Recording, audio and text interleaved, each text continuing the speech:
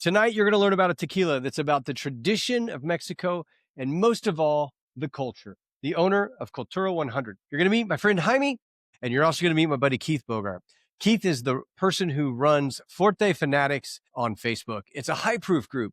And Keith and Sergio Cruz actually conspired to help Jaime come up with the actual profile that he has with their fantastic tequila. He's going to talk about all the new things that are coming out, how they came up with the Blanco and the flavor profile. We're going to talk about this Repo and why it's a little bit higher ABV. And we're going to talk about his history of bringing amazing brands of tequila and mezcal as an importer and distributor into this country. We may even talk about this crazy famous brand from years ago that he was involved with as well. Thanks for tuning in. Enjoy this interview. It's tasting tequila with Brad.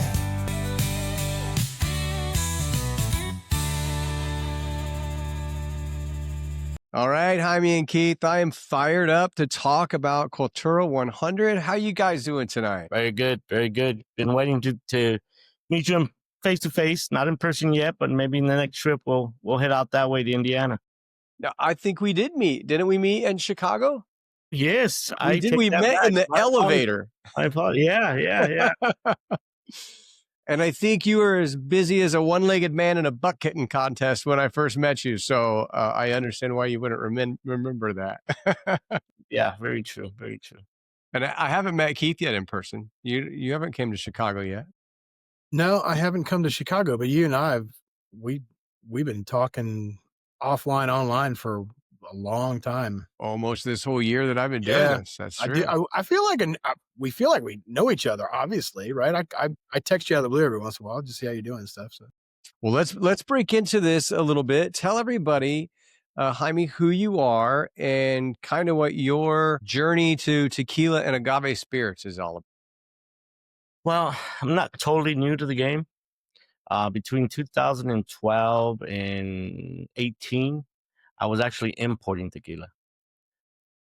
Stepped away. Sometimes partnerships don't work out. I stepped away in 18 and just missed the game, missed the industry, the community. 22, I told my wife, I miss it. I need to get back. But this time I'll do it solo. But that's not 100% correct either. So we're sitting down after choosing a distillery, which we're at Gnome 1414, with Mr. Zombie himself, Sergio Cruz, and Mr. Sergio Vivanco. I'm sitting down one day, tasting my profiles for the Blanco. There's this gentleman that's sitting across from me at a different table with a boatload of high proofs. I'm saying, hey, Sergio, who's this gentleman? So that's Keith. Who's Keith? So he explains it to me. And I said, here, tell him to try these Blancos. See what he has to say. I was curious. After Keith tries them, I go introduce myself and said, so what you think? So right there, he knew Sergio slipped some in between his high proofs, basically. And so that's where me and Keith started to talk and get to know each other. And that conversation that I thought was going to last 10, 15 minutes is now going on months that we're going back and forth and enjoying each other's palates, company, opinions. it's in October. It'll be a year. Wow. Yeah, that's right. But yeah, the simplest part of that story is that that Sergio Vivanco and Sergio Cruz wanted me to explore making my own brand. And of course, to do that at 1414, you get all the profiles. And I had picked so many profiles, but Sergio wanted me to have 4, Sergio Cruz. And I'd only be able to pick 3. And Sergio goes, I'll be right back. And that's when him and Jaime must have figured out they could use this guy. And so they gave me, I think it was 4 samples. Yeah. But I knew all of them were lower ABV than I was tasting. I figured most of them were 40, but I liked the profile of this Blanco, what became this Blanco, simply because it had more of a citrus note. And I love citrus, not only in just tequila, but most drinks. So I was like, well, I'll take this because, you know, Sergio has the plastic bottle. So I was like, I will take this and add this to my profile. And Sergio was like, no, you cannot do that. It belongs to that guy. And so it turned out, and I didn't know this, Jaime, until like months later, you told me that one of the samples that I turned down was a Tequila Ocho Blanco from a newer rancho. Right. So I had made the choice above clearly some of Sergio's other stuff and a Tequila Ocho to pick a Blanco that is now out there in the market doing well, people enjoying it. It's a 40%. We're working on a lot of other stuff. I'll transition it back to Jaime so he can explain all the future of the brand and where it's going. Well, yeah, like you said, it is a 40 Blanco, but our goal is to have, and it's always going to be to always not just bettering ourselves, but we wanted this Blanco to be very agave forward and with a pow. And after working on our we wanted the same for our Reposado.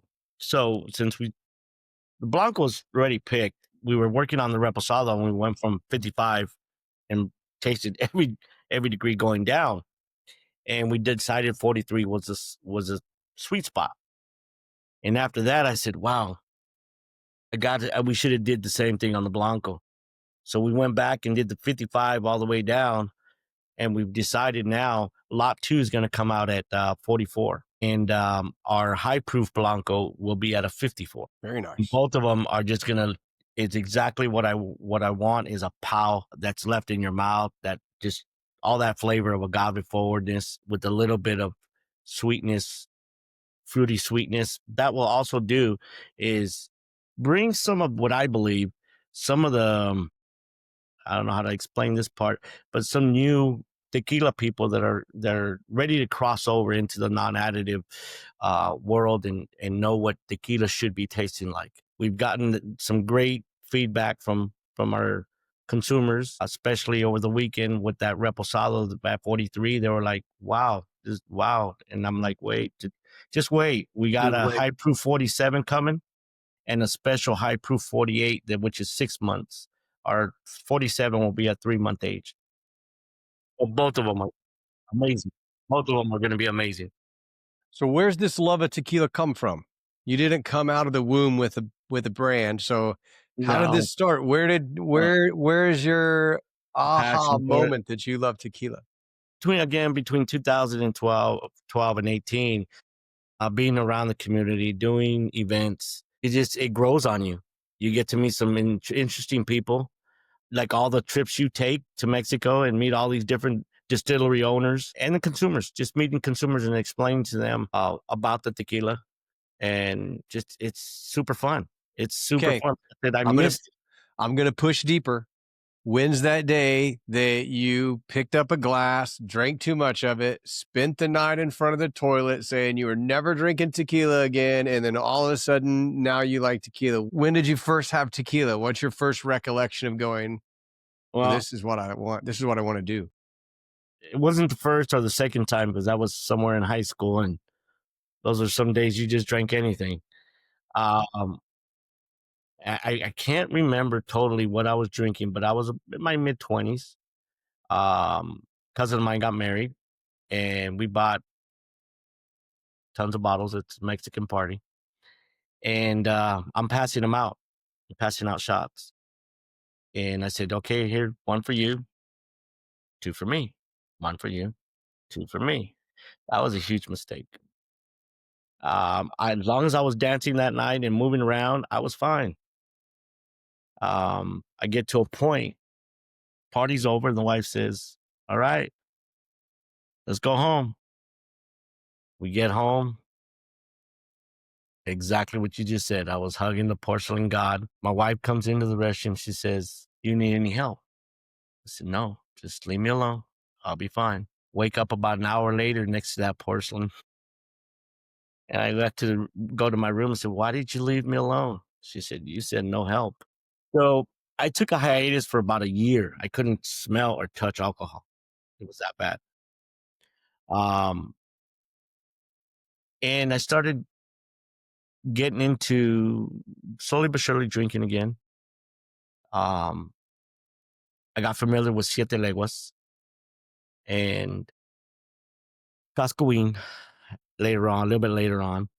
And I started drinking quality tequila. And I had the opportunity brought to me to start importing tequila. That was around 2012, later on down the road.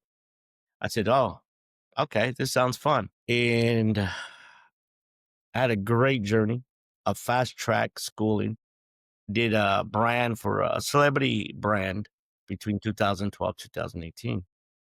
So I was actually, like I said, it was a crash course for me because the different states were demanding the brand. So my job was to deal with the different states and just distro.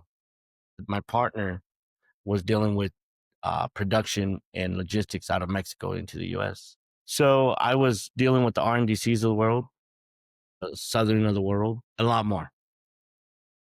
New York to the west, East Coast to the West Coast. So like I said, I did step away from 18.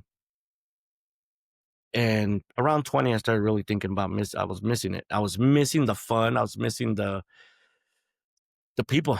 I was sitting down, drinking and talking about stories and different brands and different flavors. I said, you know what? I'm going to do this and I'm going to do this, but my way this time and my own brand. One day, around 2015, we were doing a tasting at an event. And a young lady walks up and she's wearing her fraternity sweater. And I said, here you go. Have a shot for your fraternity. She says, no, but I will have one for the culture. And when she told me that, I was like, whoa, that hit. And then just the word culture never got out of my head. And I said, wow, one day if I ever do this again, I'm coming back with a tequila that represents the culture. And in order to do that, I had to go back to Jalisco, go visit different distilleries.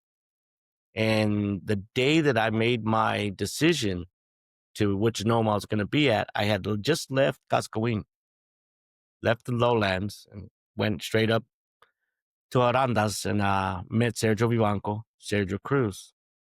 And this has nothing to take away from the Cascoin. Mm-hmm. They're great people, great juice. Just when I got to 1414 and talked and met with both Sergios, I felt at home. Sergio Vivanco is very humble, very nice man. Mm-hmm. And Sergio Cruz, well, what more can you say about him? He's a celebrity master distiller who is so much fun to be around. He's so much fun and just, again, it felt like family. I said, I'm home. I'm home. And what was even crazier about that, I told Sergio Vivanco, I go, you want to know what my flight number today was? Volati's flight number was 1414. That's awesome. It was something else. And I'm like, God's telling me, you're at home, kid. Stay there. So you speak of home. Where are you from originally? I'm originally born here in Oxnard, California. Born and raised and still live in Oxnard, California. My dad is from Zacatecas, which is a neighboring state to Jalisco. And to go back to that, I was actually in about 2013, I started importing a famous artist, ska, which is Antonio Aguilar. Antonio Aguilar for Zacatecas is like saying Elvis. Long day? Yes, sir. I was the first person to import that mezcal. That bottle there you got, like I said, I was the first one that brought it in. I wasn't the importer for them, but I had a distro license, which I still do now for California. We met the gentleman at a supermarket in California. The distillery was looking for help to come into California. And because I dealt and still do with some of the supermarket chains in California, he asked, can we do it? And I said, yeah. We brought it in. Unfortunately, they did not have the funds to support it, nor was a family behind the brand. So we weren't getting that assistance from the family. And the distillery owner was getting upset how it was not moving.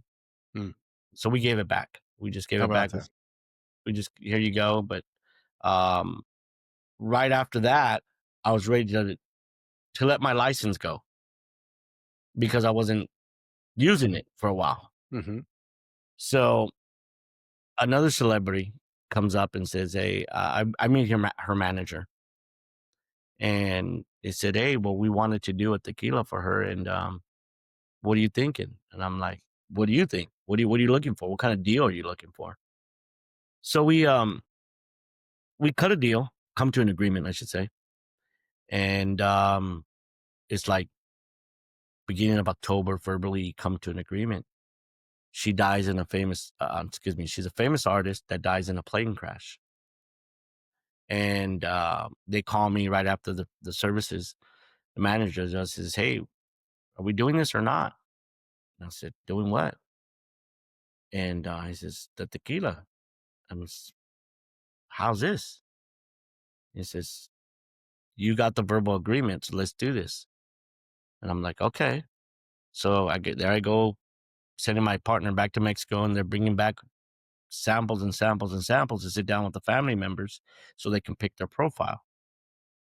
They pick the profile, and in the first 60 days, we sold in Southern California through 3 containers of Blanco, 3 to 4, I think it's 3, without even reaching the warehouse. The first PO was from one Hispanic supermarket wanted to buy the whole container of Blanco. I said, you can't do this. The other customers are going to be upset.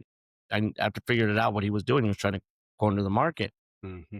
But because I do such a lot of business with this customer, he convinced me. And I said, well, I got to shave off at least 4 pallets. I'll give you the rest. We did that. He came back in 10 days wanting another load. Wow. They sold it that fast. Texas went through, once we got to Texas did the same thing. So it came out to like the first 12 to 15 containers never made it to my warehouse. They Wow. were sold before they crossed. It got a really huge demand from her fans where people were crossing states to go buy it. And like I said, it was a crash course for me, learning the industry. But I come from 30 years of agricultural business.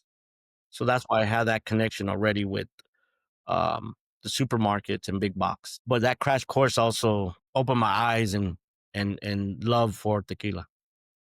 Awesome. And so you asked me, what was that moment? That was it. That was it, because then I started doing different tequila festivals and getting to meet new people, new distillery owners, because when it was such a high demand, I was getting calls from different distilleries. Hey, come out here. We want to talk to you. So we got to go meet from the highlands to the lowlands, everyone in between. It was a great ride. And when I walked away, it wasn't an easy decision to walk away from. But just sometimes partnerships don't work. Yeah. And now I'm doing it my way, and I'm very glad to be at 1414 to work with both Sergios, and super happy to meeting Fuerte Fanatic at 1414 that day. Yeah. And it's only growing, brother. We only have great things coming down the pipeline. Yeah. We're barely scratching the surface. Yeah. That's It feels like it's like a little bit like a rubber band that's being pulled back. Mm-hmm. And at some point you have so much energy built up that it's going to explode. And I really think that the new high proofs, the high proof Repo, the high proof Blanco that are coming, growing the interfacing with the public, actually going to Sabor and looking at going to Good Juice in a couple months. It just feels like that rubber band. It's like that all that potential energy is just like it's like a gun that's been cocked. It's ready to fire.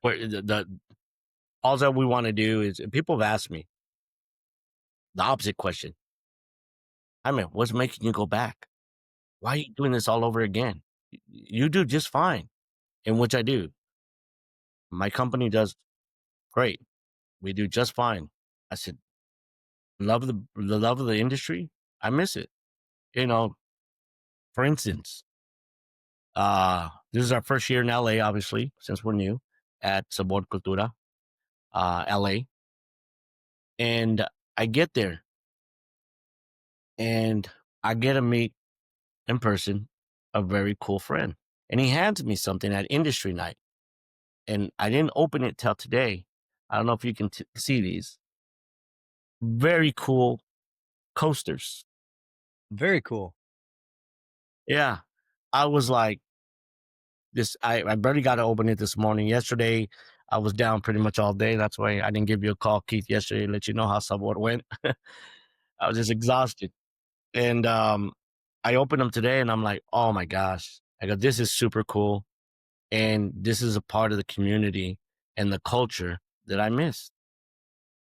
It's the culture. It's the when I say culture, it's not just the Mexican tequila culture. It's tequila's worldwide, and I just missed the industry. I missed the culture. Yeah, it is the culture is the people. You know, the more any of us get involved with tequila, the industry, the more we start loving the people, probably a little bit more, and we love the juice. And that's hard to say when you really love the juice, but the more people you get to see, and then when you begin to support brands that have initiatives to help the people and their own employees, and you go, this is people's lives. This is super important in that community. But I'll say this about Jaime too, is that in a landscape right now where so many brands are popping up, some of them doing very well, some of them struggling, me being on both sides of the fence, clearly I'm many people know me as a reviewer, whatever you want to call that. A lot of other people know that I work for brands, clearly, obviously work for Cultura 100. But the thing that I love about Jaime is that he has that history of working as a distributor and now as an importer, or he was an importer as well. And that experience has already paid dividends, right? Just setting up new connections for Cultura 100 to be able to be sold and find its way to online retail shops, as well as we're looking at eventually getting on shelves, and having him have that love of the culture, the love of tequila, and have that background. He is so suited to be able to move into the future and be agile and to be successful. And I love to say this because I tell a lot of people this. He's bringing me along. In some cases, I'm kicking and screaming Now because I we're love bringing to each be other along. I love to be the drinker guy. But the future for me might be, something working with Jaime in the import side. And it's because No, import is doing what I do already now. I support brands. That's what I do. But we're like a Jaime has been, Batman and Robin team. We're just still yeah, arguing over who's Batman. Well, I yeah. can Well, tell no, you, I don't want to see Keith in a Robin outfit. no, you don't want to see that. Me and skin tight pants that got outlawed a long time ago. Yeah. So, I think I but read again, that law somewhere. Jaime's here, so I have to embarrass him and say thank you, brother. Thank you for Oh, thank bringing you. me, dragging me along. I've always wanted to be helpful to you, but to know where the future is and to know that you want me to be a Definitely. part of that future with you is it's culture, Like I brother. said, we only got great things coming. When I say we, it's you and I, and we got some great things coming down that pipeline, and we can't wait. And about November, no mid-November, share our high proof Blanco. Yes. Um, and beginning of the year, we should be sharing our high proof Repo. And come December, we'll start tasting our first taste of our añejo. And Very everything cool. and everything comes from our Blanco. We're not buying juice that's been sitting around the No, distillery. We're it's we're all putting it's our own touches on it. And people that also actually over the weekend tasted, they said, "Hey, this doesn't taste like the 1414 cousins." We purposely did that. we purposely did that. Well, let's go in on that a little bit. So knowing the agaves that are coming in there, are you guys picking a certain cut or shave on the agaves before they go in for cooking? Or are you doing this standard 2 centimeter? It's still standard, but what we wanted was high bricks. We wanted to make sure that the bricks stood out in in in the flavor. We wanted to be agave forward. So our bricks, when they cut, they're normally between 28, 29, and after cooking, they're in the mid 30s. So we wanted that flavor not just to taste that flavor, but also to stay on your palate Mhm. afterwards. So, and also if you notice our Blanco, as opposed to some of our cousins' Blancos, you let our Blanco sit and it has a tendency to open up a little bit more and more, which I recommend to people actually to do on the Blanco. And even on the Repo, people are noticing the citrusy notes, the little bit of pepper on the back end. That's a little bit different from our cousins. And like I said, we purposely did that because we don't want people to just say, "Oh, it's the same thing," like blah blah blah. And It's that's one thing we didn't want. it's Do you kind of know what your cooking time is there in those beautiful masonry ovens? Yeah, 30 hours. 30 hours, and we let it rest for 24. Okay. And then our regular roller mill, and then from there, fermentation, you're going straight into those stainless steel tanks? Yes, fermentation is 144 hours. The Repo is 165. Okay. And then are you doing a different yeast Wild. blend for this one? Wild. No All blends. wild? Wild. Okay, fantastic. Just And like the then wild man. Just like the wild man right there in the middle. yeah, there you go. And then twice distilled like normal, and then using their water to proof it down to 40. Yeah. And it Deep it is well. delicious. I mean, I've drank it multiple times, so I knew we were doing this, so I knew I couldn't show up with an empty bottle, so I put it up on the higher shelf where I have to do acrobats to get it down. well, hey, I always Brad. keep a few at home. One thing I'd say about trying to be different is also to honor our cousin brands at 1414. That there's enough brands coming out of Catorce that you want to be different because you want to have something that makes you unique, but you also don't want to step on anybody's toes there, even though it is a huge family. And once you begin working with brands that are facilitated with 1414, the words Mikasa take on a whole different meaning. But Oh, to yeah. give them respect, to give those brands respect by making sure that we're not kind of stepping on their profiles makes us unique, but at the same time honors them. And I think that's kind of a really cool thing that we've tried to do. Yeah. Yeah, And I did a 1414 blind video where my wife poured different blancos that were just from 1414 to taste through them. And for me, I like to be able to guess which one I'm drinking and see if I can get them right. And the ones that I did, I got 3 of 5 correct. And the other 2, I was shocked because I thought they were something else, right? Because I didn't know which one she poured. So I just had to guess the one she poured. And I do like that about your brand. I can taste through it, and I do get the DNA of 1414. I get there's a cooked agave note that I seem to pick up in almost each one of them, that it's that's kind of that DNA, and there's a little bit of a minerality that I notice in each one. But I don't get a cinnamon finish in yours like I do some of the others. I get a better pepper note in yours than I do the others. I get a little less floral, a little more citrus, and it definitely stands up and stands out on its own. That's what's really pretty yeah. awesome. Well, on the Blanco, yes. I think on the Repo, you start to touch it at the start to feel that.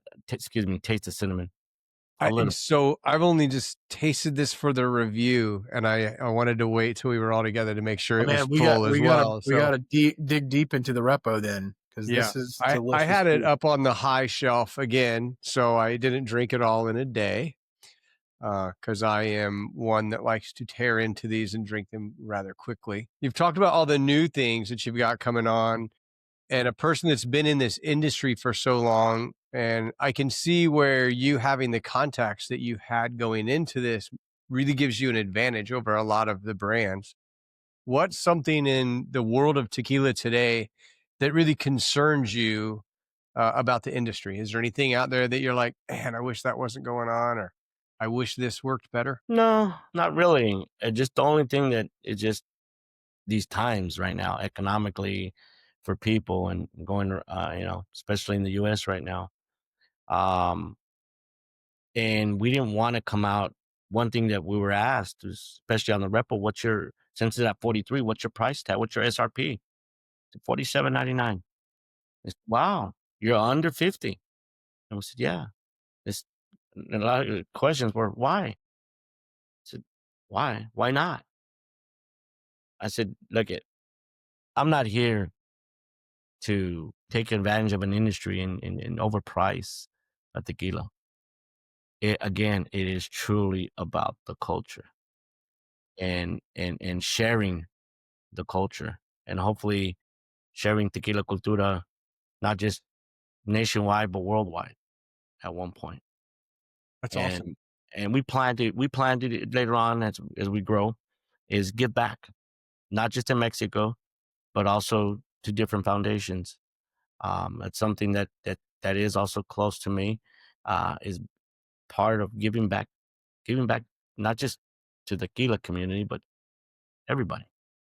Yeah, that's fantastic. That's good to hear. That's been a core of most of the stuff that I do is figuring out how can I um, be a blessing to other people because other people have been an amazing blessing to me. So that's something that's near and dear to my heart. So I agree with you I'll keep drinking 1,000. up so you can do that. Yeah, let's drink to that. That is Yes, sir. fantastic. To give Cheers. for the right reasons. Salud. So I'll give you the opposite question. What's something going on in the tequila world today that you're really fired up about that really excites you? How much now realizing quality of tequila, understanding what non-additive is, and understanding just because we're 43, some people that think, wow, or a high proof think, oh, that's gonna burn. It's not true. And explaining to them how much more agave flavor you're gonna get. That's watered down product. And it's between two, earlier my first time around, it was almost like a whole bunch of tequila festivals. That was those party scenes, those party festivals. People were there just to keep drinking and drinking, get hammered. This time around, such as Sabor Cultura, um, you're sitting down with people such as yourselves that understand and is that tequila is meant to be sipped and enjoyed, and understanding the different aromas and flavors that tequila has to give. And this is a new journey, and we're hoping for a long ride and meeting new people, new friends. Yeah, awesome. Yeah, one of the things that the badges that I think that we're wearing proudly is there's only probably 3 or 4 brands right now that are creating juice where people are saying things like, "Wow, that juice tastes way above its price point." Hmm. And that's a badge of honor right now, not because we want to be inexpensive, but the idea that you can make amazing juice and deliver it at a great price point and still have other expressions coming that may be a little bit more expensive, but people can still buy into and enjoy. Yes. And that's and Jaime and I have hit on the high proof thing. I guess I'm known as a Fuerte fanatic. But high proof is a big game changer for all brands right now. And to be able to get into high proofs so that you can simultaneously get people that are not connoisseurs to explore what it's like to taste tequila with all the flavor, and then still be able to market with the same bottle, to say connoisseurs and experts who are looking and craving for that explosive flavor. And somewhere in there is where we're aiming. And you gotta start with the 40% and the 43s, but to aim towards that goal of being able to hit multiple people, multiple markets, and at a price point that people say, wow, I didn't know you could get good tequila like this for that price. It's a big goal. And I think we're definitely hitting it, and we're ready to move forward to continue to hit that target. Yeah, I think there's a shift in the market right now a little bit that way too. There's several new brands that have come into the market at great price points with good tequila, and it's good to see that. As a person who drinks probably too much tequila, my No, you do not drink too much tequila. oh, you You you you go ask you my you wife you about my budget. Well, my wife has the same problem. Yeah.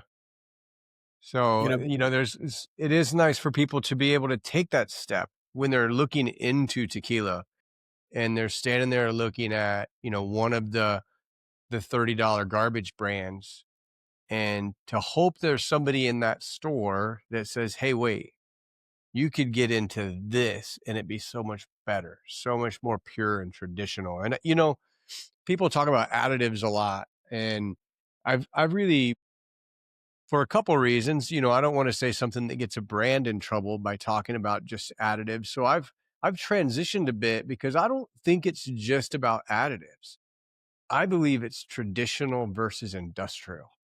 And when you're talking about culture and really the whole foundation of your brand, also goes back to tradition, because you don't Traditional. have the culture without the tradition. We have so many hands that touch this tequila. You go to 1414 and your bottles are done by hand, it's harvested by hand. They're loading it in the oven by hand. They're unloading it by hand. It's everything by hand. And that's part of the tradition of what makes the culture so amazing with the people that are in it. So doing both of those things, bringing a tequila at a great price, honoring the culture, but also honoring the tradition of making tequila. I think there's it's there's great that you're there's doing it that two way. there's two cultures that we're also kind of looking to enfold into the brand and moving forward is the idea of the culture of now, like the people that are engaged in making the tequila, the people that are engaged in loving the tequila, but looking back in history and being inspired by things like pulque from the Aztecs and so forth, so that we kind of continue to cherish that history and that culture, both the here and the now, and also the past.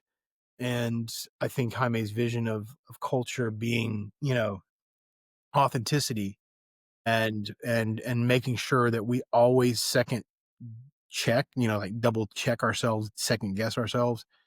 How does this stand in reason to authenticity, and how does it stand in reason to the culture? And it's a perfect check. It's a perfect check. I So mean, what? we Going back a little bit, excuse me, Keith. One of the brands that prior we imported, it's nothing knocking autoclaves, but that's what they used and they mass produced. And then when I found out they were some of the juice that they were doing for was salsa. So my scare was, how do I know 100% that I'm not getting some of their juice at sometimes? Mm-hmm. So this time around, when I went around and I visit multiple distilleries, I said I wanted to do it the traditional way. I wanted to be true to the culture, meaning it was bricks ovens were a must. Slow, nice, um, cooked agaves, roast. I take when someone asks me, well, what do you mean about that? I said the best way I can explain it to someone that doesn't understand the process is it's like smoking your barbecue or throwing it on a gas propane. I said, what do you like better? They said, the roasted. You can taste it more. Same thing. Same scenario. Here you go. The Yeah, mad scientist it's cooking a brisket, right? You want to cook a is, brisket low and is. slow. And because Um, I come from the agricultural world, I told, like, when I sat down with Cedric Cruz, I told him, our agave has to be fully matured and sweet because I want that to come out in the profile. He says, okay, okay, okay. So please do not put any young agave in our juice. And fortunately, right now, for many, agave is plentiful. plentiful. And Yeah, unfortunately for the growers, it's unfortunate plentiful. for the growers because it is very, very, very cheap right now for them to survive. But yes, it was definitely a must that we went into brick ovens, do it the traditional way, slow and right. People ask me also about like, well, why that way and what are you thinking? I said, what am I thinking? Right now, the tequila industry is having a craft beer moment. When the craft beer blew up, uh, IPAs and such forth, they had gotten a good ride and and they're still doing good.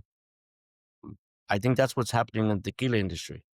It's having its craft moment, and people are realizing there's really good tequila out there, and it's just a matter of introducing that good tequila. So speaking of tradition, we know that 1414 now has that new Tahona. Do you have a Tahona project that's going to happen in the future? In the future, yes. Right now, we're still doing our high proofs and getting through that, and then we got to get through our añejo. And at that same moment, we know that Tahona is going to keep working and get some of its mineral flavor out, Mhm. and hopefully by that time, when it's fully broken in, we go back and revisit that moment. But definitely is on the back burner for a Tahona. Have you thought about playing with the wood fermentation that they have there as well? That was And Sergio, when you get to one day talk to Sergio about Tequila Cultura, he's gonna probably tell you that I drove him crazy because we've been working on this for about 2.5 years. This project going back and forth, and I think he was ready to give up on me at one point. So that wasn't available back then when we started. Like, will we play with that later on in the future? Of course, we're gonna play with different barrels. Keith might get a little too frustrated with me as well because he's gonna have to take all those trips with me down there to Jalisco, and God forbid. It's such a God burden. forbid, tastes a lot more tequila. Yeah, it's such a burden to travel with you, Jaime. It's just it just it's so frustrating. Especially if you're wearing that Robin outfit. Yeah, well, it's the tights, man. Let me tell you, they pinch. Hey, before we get too far away, too, look at this little picture over my shoulder up here. This is one of my favorite pictures. This was at bottling of this reposado, Awesome. and we probably couldn't go far without putting a little thanks on Sergio Cruz Definitely. for being there for every step of the process. I mean, he does that for anybody and everybody. But when he's doing it for you, at the moment he's doing it for you, you feel like you're the center of his universe, and that's a cool feeling. I think it was, matter of fact, that day. Was it that day when we were at his ranch until Yeah, about 11 p.m.? yeah. We went out to Sergio's ranch and spent quite a bit of time out there drinking at his man cave, as he calls it, and we all learn. You all learn a lot more about each other when you're inebriated and far away, where Sergio has driven you far enough away that you can't get home easily. Right. But yeah, By the time it got dark, you wouldn't know which way to go. There was no Right. yeah, lights. There's no lights up there's there no or lights. nothing. There's nothing there. It's just fields of agave and his compound. But he does take care of you. Um, all the folks. I can't say enough about some of the other folks at Vivanco, like specifically Oscar and Cesar, who gladly don Cultura 100 shirts when we're there. Like it is kind of neat. Like your Mikasa, Corte 1414. When you're there, you feel like the rock star because they'll put aside all the other brands and focus on you. And it's just neat the camaraderie between the brands. And I mean, maybe you could even say something like from Sabor Chicago and Sabor LA, like the idea of like how the 1414 brands kind of cling together and help each other. Maybe Yeah, maybe you can talk about that a little bit. we did the, was it the 1414 takeover in Chicago? Mhm. That was amazing. That was fun. That was super fun, and we were just out. We just made it there. A whole new experience, fun learning experience, being there with 1414 and part of the family. And didn't do something. It wasn't similar in LA. Sabor Cultura kept us together, and people kept saying, "Where you from? 1414? Oh, wait a minute, 1414." I mean, and again, we've only been accepted and great relationship between all our big cousins, so to speak. Uh, Okay, I got a good question for you. mhm. So when you have this brand, I always look at these as people's babies, right? This is something you've put your blood, sweat, tears, some of Keith's sweat, like you've put a lot into this. So if you could pick whatever your favorite one is, and then sit down and share a glass with anybody, alive, not alive, family, famous, whatever, who would it mean the most to you to be able to share what you've done here with them and talk about it and hear what they have to say? It's a hard one. I lost my mom in this year in June, end of June. Sorry. Father time, I mean, it's the path we all take, but I would love to sit down and have a drink with my mom and just show her, look, Mom, your son's made it. We grew up single mom, 6 kids, 6 siblings. Well, 6. I'm number 6. I'm the baby. So for me, it wasn't an easy upbringing. I mean, we knew what it was to wake up and eat beans and eggs and go to bed with eggs and weenie, hot dog. And I'd be like, Mom, I don't want this. We had eggs this morning. She says, not this one. This time it has weenie, not beans. So if you want it, eat. And if you don't eat. No, I'm not going to eat. There you are 20 minutes later. Okay, can you make me a burrito? So coming from a rough upbringing and to say, look, Mom, this is your son and I got you. I would love to be able to travel with her and do the things I only wish I could have done 20 years ago, but 20 years ago I wasn't financially where I'm at today. So that's the most important person in my life that I would love to sit down and have one drink with and for her to say, yeah, you did it. And just, she'd probably be bugging Keith and you better take care of my son, my baby, 53-year-old baby. But yeah, definitely my mom. Appreciate you sharing that. That's That really was a hard awesome. was That's a very sure special. to do that, but thank you. Well, Keith, I'll ask you the same question. I will say, and this means no disregard to Jaime and everything amazing he's let me be part of. Siempre was kind of got me involved in this whole thing that I'm doing, and being involved with different brands, Valor, Calle 23, Lost Lore.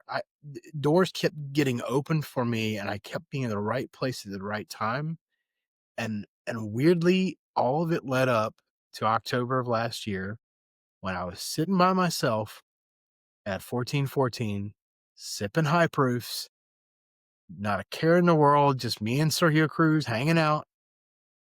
And suddenly now I'm part of this amazing brand, and more importantly, more part of Jaime. And, you know, I guess there's a lot of people that would like to go, okay, I want to go to Jalisco. I want to go to, I want to spend time at a distillery, you know, and I've been to so many. It really comes back to the people. So if I could spend some moments again, go back in time, it'd be hilarious fun if I know now what I knew then, and I could see Jaime and Sergio kind of conspiring to send me samples, to know what that would have done to the future of my course in the tequila world. That would be a moment I'd like to go back and have some pours with those two guys. And thank my wife, thank, you know, so many people. Ken Iyer, like there's so many people that have been part of my world to get me to where I am and to be at this point where I can help Jaime and help Cultura 100. It's just a hell of a ride, man. Like, you know, be in the right place, right time, sometimes being lucky, sometimes being good. I keep getting that people tell me you're an expert, you're a connoisseur, you're this. I'm like, how did that happen? How the hell did I get here? You know what? I look around like, how the hell did I get here? But it's great people like Jaime, It's great people like Tammy Lee and Alex Lacroix from Siempre. It's having that family at 1414 with Oscar and Cesar and Senor Vivanco. It all adds up. So what would I go back in time and do? I'd have a big ass party for Jaime and all those people, and drink some Cultura, Cien, and just not even worry about the future, because I think the future's bright. Very cool. I Definitely. agree. I think the future's super bright. We can't forget Brad. We're Yeah. friends like Brad. Without friends like Brad, we don't exist. That's true. And there's a lot of people out there, Brad, and I'll go on the record to saying this now. There's a lot of haters against, quote, influencers. And I think you might have even heard me say this on any of the forums, Forte Fanatics or whatever. The influencers are an incredibly important part of the industry. And whether you want to call yourself a content creator or an influencer, I don't care. But you open the eyes to people who don't have their eyes open. You give the opportunity for brands like Cultura 100 to be seen by people. You give the opportunity for people to hear your opinions and your tasting notes and what you suggest. And it opens up people's minds to be able to go to a store or to an online service and say, I heard about this. I want to buy that. And those that hate, I say hate, it's an ugly word, but just dislike the They're in idea my that- DMs. Yeah. You get it all the time. I'm sure you get backlash all the time. But it's the idea, like, you play an important role. And I will say this on the record is, like, Carolina's Tequila Collective is a massive entity. We're almost at 1,000 members now. That's a big, big locality group. And I know that I saw significant growth in that group when I invited influencers, specifically you and a few others, to post on Carolina's Tequila, I because it appreciate gave that. people something to learn. I can't believe people listen to my shows and things. Honestly, it's just a fun thing for me to share some passion and to have a great time. And I love it. The people have been amazing. So I really appreciate that. And I'll keep doing it. It's a good time. I don't get paid by brands, and I don't charge to do these interviews. And I get the nastiest messages from people, and you're just like, I don't respond. I try to let it roll off my back, and Which I can confirm. it is. Yeah. Yeah, exactly.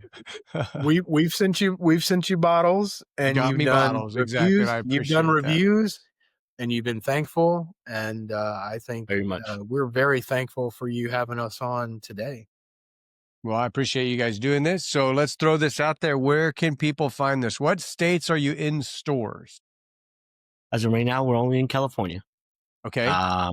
At Old Town Liquor online, Blue Spirits online. We just, after Sabor Cultura, we are now available at Roadrunner. In California, we'll also be at Inland Empire Liquors and High Proof.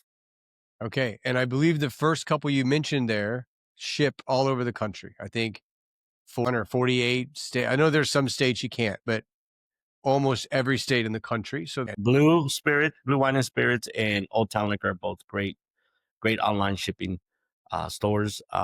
We are working currently on the state of Arizona and also Georgia, and shortly after that, New York. Hopefully, we can get New York by the end of the fourth quarter. okay. And do you have a website for people to visit? Yes, unfortunately, we're still working on it. It'll be up soon. Tequila Cultura 100. But yes, definitely, and it also will keep updating people on that website of where they can find it. Great social media. You're on Instagram. And Facebook. I believe you're on TikTok as well, right? We're joining TikTok soon. I thought I seen you on TikTok, but I hate TikTok. Just, I'm going on the record in front of everybody. I hate TikTok, but I'm there, right? You gotta do it. My 23-year-old son is on me constantly, is telling me, how come you're not on TikTok yet? How come you're not this? I said, son, how come you're not on TikTok doing the tequila brand? What my answer for a long time was because I'm too old. I'm not a teenager. That's why I'm not on TikTok. But I have a TikTok. Yeah, with everything that TikTok's going on, you know, Wayne Cafeteria, Drinking with Wayne, such an amazing guy. He's on there all the time, complaining recently in the last 2 weeks about like, holy shit, like I'm not on anybody's For You anymore. What did I do wrong? And this is a guy that's got tens of thousands of followers. And Yeah, it's his kinda biggest sad. base is on TikTok. He has a big Instagram though. I think he's focusing a little more on Instagram. Instagram Yeah. and YouTube are the two that I focus on. Do you have a YouTube set up yet? No, not yet, not yet. But Not yet. I'm gonna be bringing on basically a social media crew real soon. Fantastic. Well, We've been really focused on the juice and especially the high proofs. Wanting to try to get those out as soon as we can. I took a little hiatus like in July, but I'm back and like he says, next Monday we'll be back there with the zombie himself, Mr. Sergio Cruz, be Yeah, there. with the zombie. putting on the final touches of our high proof Blanco and our new release of our 45 Blanco. 44, Yeah, excuse me. 44 Blanco, and then we Did haven't fully picked the high proof Blanco, but we know there's a couple degrees in there that tasted better than I others. was trying to hold that back there, Keith, but now that Yeah. you've released it, go ahead. Oh no, listen, if you're at 54, man, you know I love it. If it's I think we're arguing between 53 and 54. I actually had Sergio make a 53.5 the last time I was out there. But I think Robin is actually correct on this one. fantastic, man. I'll see you next weekend. Yes, sir. Yes, sir. Well, guys, I want to say thanks. Let's raise a glass to this amazing repo. Cheers, guys. Thanks for doing this. Thanks for spending your time with me today. I really appreciate you. Cheers. Thank you, brother. Salud. Cheers.